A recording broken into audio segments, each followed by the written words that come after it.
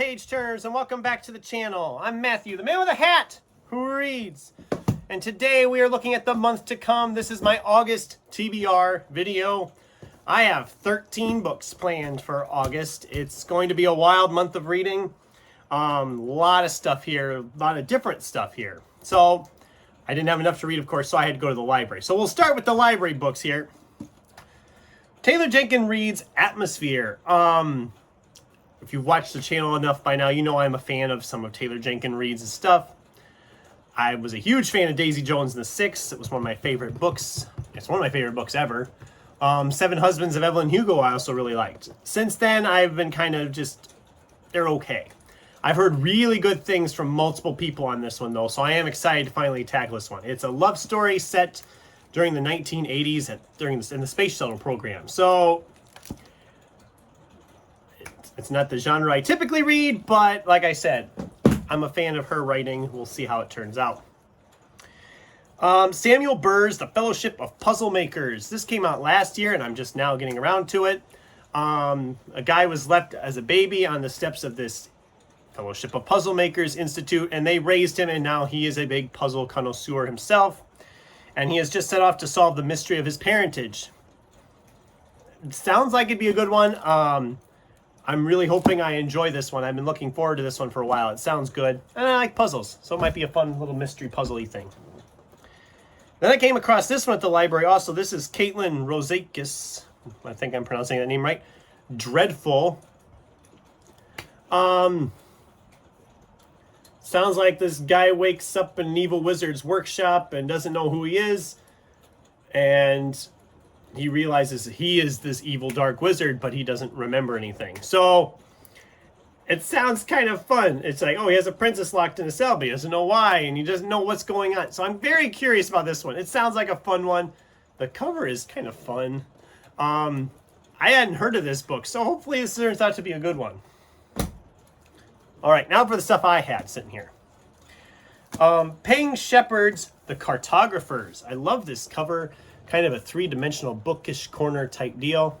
I don't know a lot about this book. I've heard it was good, and I know it has to do with like map making and in the New York Library and a mystery with that.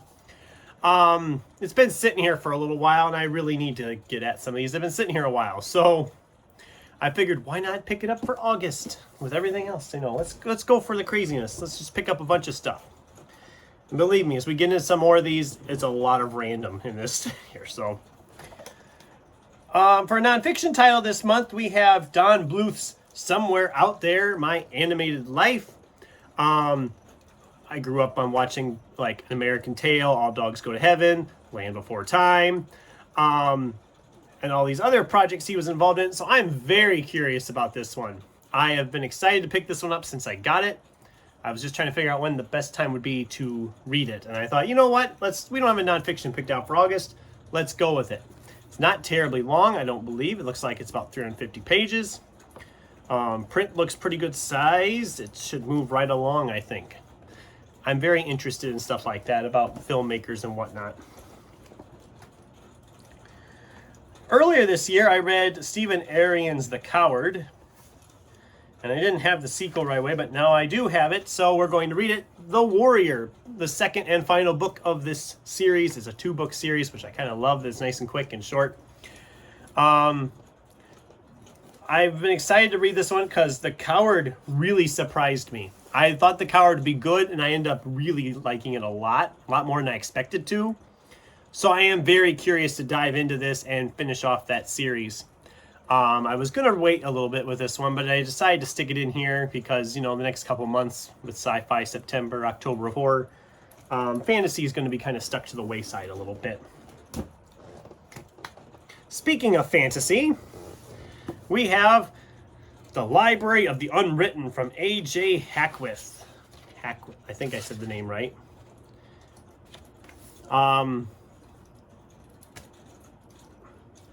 The gal is a head librarian of the Unwritten Wing, a neutral space in hell where all the stories unfinished by their authors reside. That just sounds intriguing to me.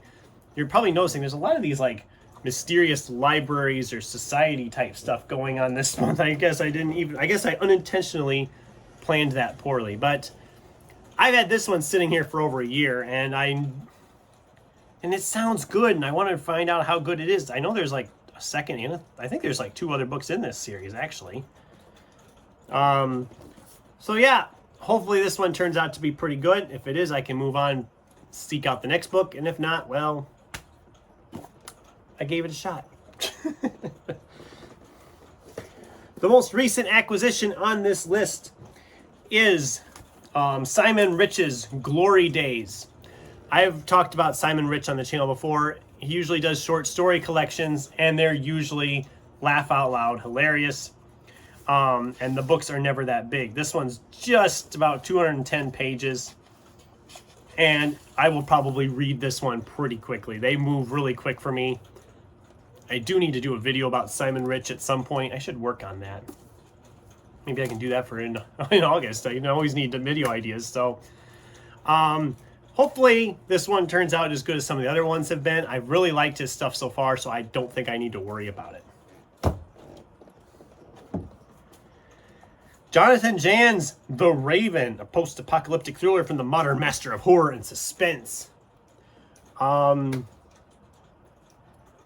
Sounds like missiles containing a terrifying virus explode. No one realized what was happening. Within a month, the deprogramming of human DNA became apparent. Millions of years of evolution fell away, revealing the long-forgotten genetic strands that caused people to thirst for blood, to shapeshift, to eat human flesh, to become the monsters we've always feared. That just sounds awesome. That just sounds awesome. And it's not, again, it's like 250 pages. Print's a little small, but it's from Flame Tree Press, and they are not afraid to publish out some weird stuff. I've read some weird stuff from them. I have a feeling this one is going to be really good. I did read Jan's previously, his Western horror novel, Dust Devils, and that was okay. I didn't love it. This sounds a little bit more like what I like, so. Obviously, we're continuing our Sandman Slim reread, as we've been working on all year, with Book 8, The Perdition Score, 375 pages. Like I've said in pretty much every one of these videos, this reread has been an awful lot of fun. I've had a lot of fun going back to this characters, to this world, to these series. Book 6 kind of is a wrap-up if you wanted to stop there. Books 7, 8, 9, and 10 are kind of another cycle, as it were. And then books 11 and 12, which we will talk more about them as we get through them. This reread has been fun, though, and I can't wait to continue on with it once again. Almost done. Just a few more. I've been reading Elmore Leonard off and on this year. I had 4 books by him in my collection I wanted to get read this year, so here's the third one, and the shortest one. This is Mr. Majestic. Crime thriller, 230 some pages. Sounds like it's him fighting the mob in Southeast Asia. Okay, sounds fun. Elmore Leonard is an author. I like his writing, but some of his books work with me better than others, if that makes any sense. So far this year, the 2 I've read by him this year, I both liked quite a bit more than some of the other ones I've read.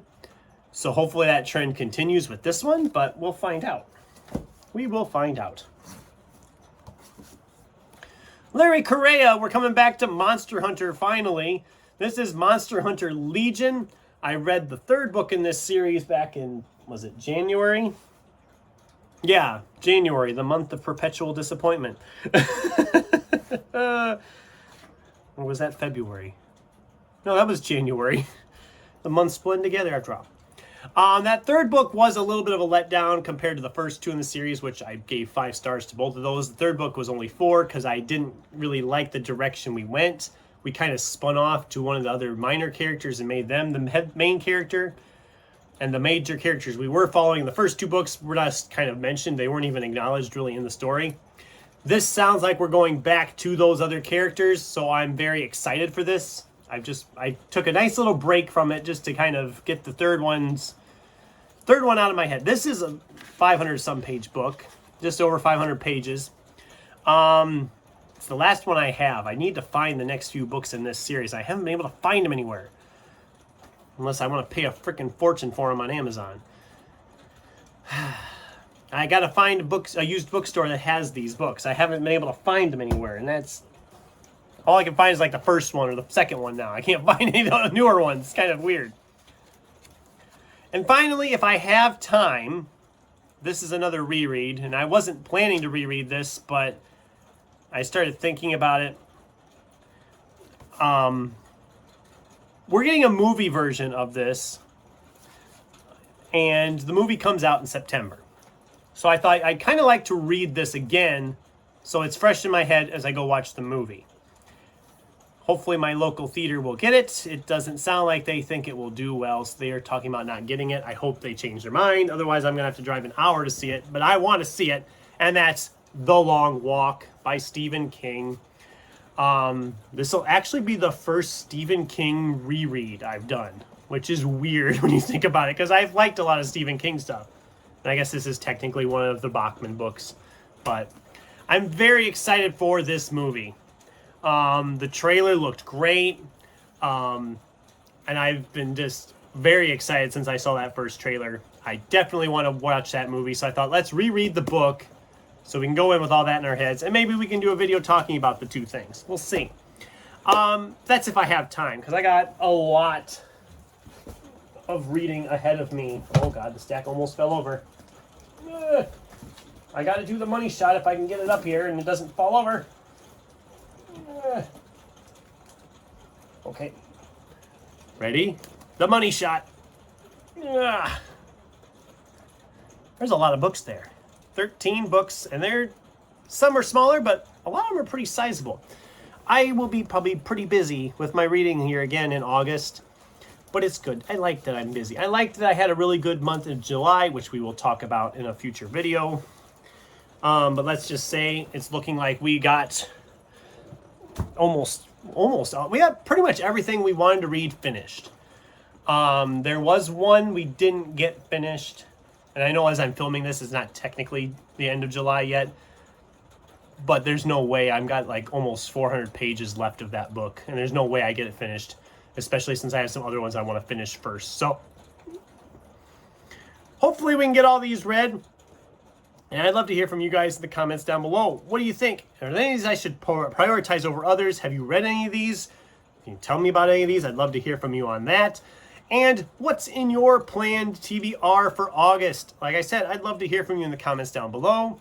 Thanks for watching, and until next time, keep turning pages.